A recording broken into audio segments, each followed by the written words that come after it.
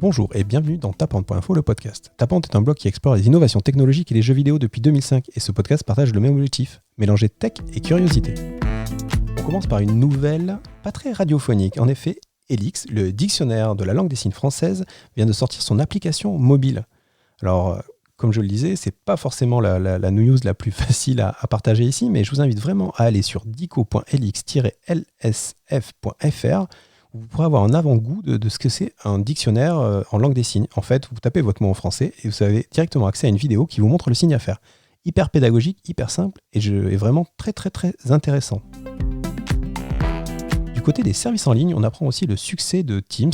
On devait s'y attendre avec ce qui se passe aujourd'hui internationalement, mais aujourd'hui, Satya Nadella, le PDG, annonce 115 millions d'utilisateurs actifs par jour, soit le double d'il y a 6 mois. Alors, on aurait pu penser que seulement la pandémie et la situation étaient un vecteur de succès, la gratuité certainement du service, ou du moins le fait que ce soit inclus dans l'offre 365 bien sûr, mais Microsoft propose quand même des petites innovations. Ils ont permis aux développeurs tiers d'ajouter leurs applications dans Teams récemment.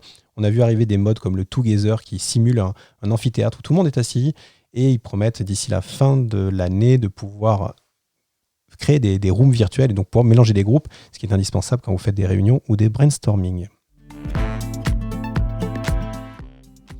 Côté services en ligne, pas une semaine sans parler de Spotify qui cette semaine propose un service assez original. Il va permettre à chacun de créer sa propre radio musicale. Alors bien sûr, la contrainte est que la radio ne s'exécutera que au sein de Spotify. On est maintenant habitué à ces histoires de système d'écosystème fermé, mais l'idée en fait c'est de pouvoir donc créer ces playlists et les commenter et d'utiliser en fait le catalogue de Spotify sans avoir à se soucier des droits ou des ayants droit puisque tout va être intégré dans la plateforme. C'est une espèce de SACEM intégré.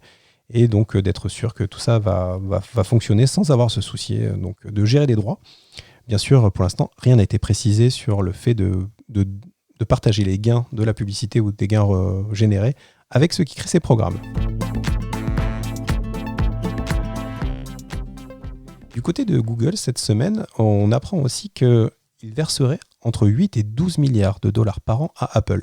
Mais pourquoi ? Mais pour être le moteur par défaut dans les appareils iOS. C'est une somme énorme qui correspondrait à environ 15% des bénéfices d'Apple sur l'année. Et cette semaine, on en parle parce qu'il y a une procédure antitrust qui est en train de se mettre en place pour Google. Il semblerait que ça a motivé Apple à créer son propre service de recherche et à prendre petit à petit son indépendance. Et un des premiers signes, c'est que depuis iOS 14, donc la dernière version, vous pouvez choisir un autre moteur que Google par défaut sur votre iPhone.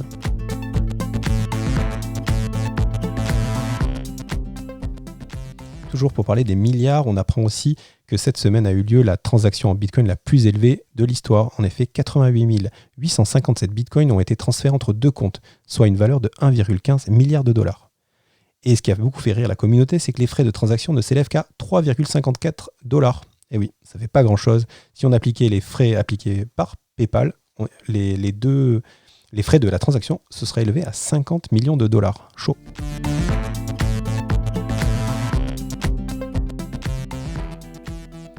Revenons un peu à nos iPhones et surtout les iPhone 12 Pro qui sont enfin arrivés chez leurs propriétaires qui ont dépensé un petit millier d'euros pour les acquérir. Une des nouveautés de ces iPhone 12 Pro, c'est la présence d'un lidar. Un lidar, c'est un radar en fait et qui va permettre en fait au téléphone de mieux comprendre son environnement. Le système est assez simple, simple sur le papier, il envoie un signal, il calcule le temps que ce signal met pour revenir et à partir de là, il peut vraiment mapper son environnement. Et avec cet outil, dans l'outil mesure de votre iPhone, vous avez maintenant la possibilité de mesurer les gens. Alors c'est assez ludique, assez amusant. Si vous avez la chance d'en avoir un, essayez. Il faut avoir par contre bien sûr l'entièreté de la personne dans le cadre et en quelques secondes, vous pouvez savoir combien il mesure. Là, il y en a certains qui ne vont plus pouvoir mentir. Je parle aussi souvent de Starlink, vous savez, cette constellation de satellites qui va permettre d'amener Internet partout dans le monde. Propulsée par SpaceX, pour ne pas changer, elle annonce aussi qu'elle va lancer son programme de bêta. Donc, il va permettre de tester le service avant qu'il soit opérationnel à 100%. Cette procédure va s'appeler Better Than Nothing, meilleur que rien. Et pour participer, il va falloir acheter le matériel, donc l'antenne et tout le matériel pour capter l'Internet par satellite, qui coûte environ 500$. Et il faudra bien sûr s'abonner à 100$ par mois pour pouvoir tester le service. On parle de débit entre 50 et 150 mégabits, c'est-à-dire à peu près ce qu'il faut pour lire de la HD, donc c'est parfait pour Netflix. Par contre, la latence entre 20 et 40 millisecondes peut poser des petits problèmes en vidéoconférence et exclut complètement le gaming. SpaceX annonce aussi qu'ils ont 800 satellites en fonctionnement, ce qui est une belle performance, mais encore loin des 4000 qui sont prévus pour faire fonctionner l'intégralité du réseau. Cette semaine, on apprend aussi que la Twingo électrique est disponible à la vente. C'est marrant parce qu'en entendant cette news, on a l'impression de le savoir déjà. Ça paraissait évident que ce petit véhicule de Renault citadin devait passer à l'électricité. Ben voilà, ça y est, c'est fait. Pour environ 20 000 €, vous pouvez désormais acquérir votre petite Twingo électrique et parcourir 270 km avec une charge. Voilà, c'est intéressant, mais c'est amusant surtout de voir que des fois, notre perception des choses n'est pas celle de la réalité.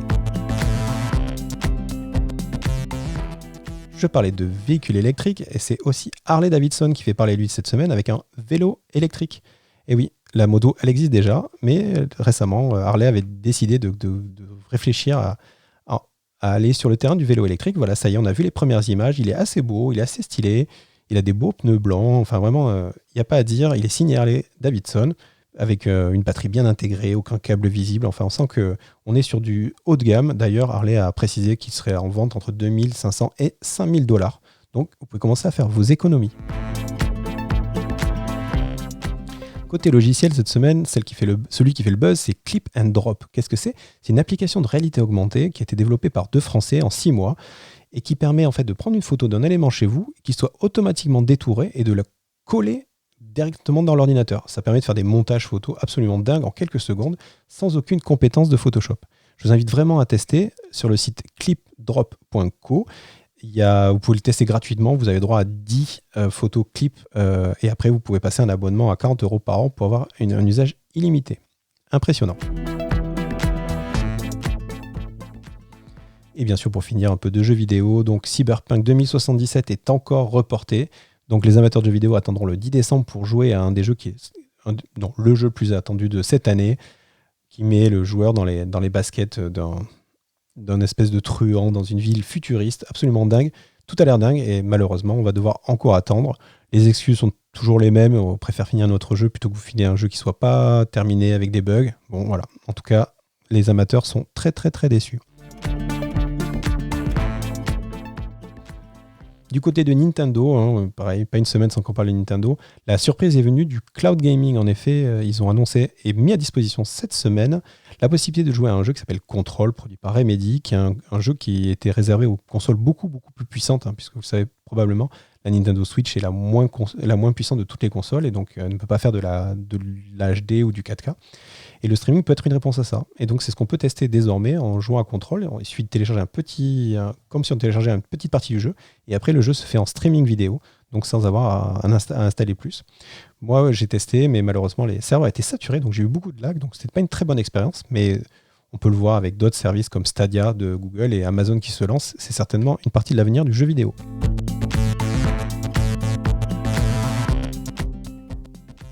Et pour finir, parlons de la PS5. La PS5, ça y est, elle est arrivée chez les influenceurs, chez les youtubeurs et bien sûr dans la presse spécialisée jeux vidéo haut tech.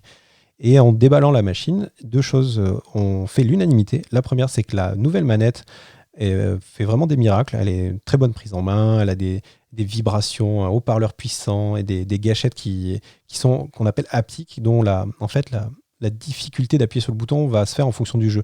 Par exemple, votre personnage va être fatigué, ça va être plus dur d'appuyer sur les boutons. Enfin, il y a des petites choses comme ça qui vont permettre d'immerger encore plus le joueur dans le jeu. En tout cas, elle fait l'unanimité. J'attends avec impatience la mienne qui arrivera quand elle arrivera, puisqu'il n'y a plus de PS5 dans les étagères. Et la deuxième chose, c'est qu'en effet, la PS5 est énorme. Donc, si vous l'avez prévu de l'acheter, préparez-vous à faire de la place sur vos étagères parce qu'elle est hors norme. Elle fait presque un quart de plus que toutes les consoles actuelles. Donc voilà. Il va falloir ranger. J'espère que ce programme vous a plu. À la semaine prochaine.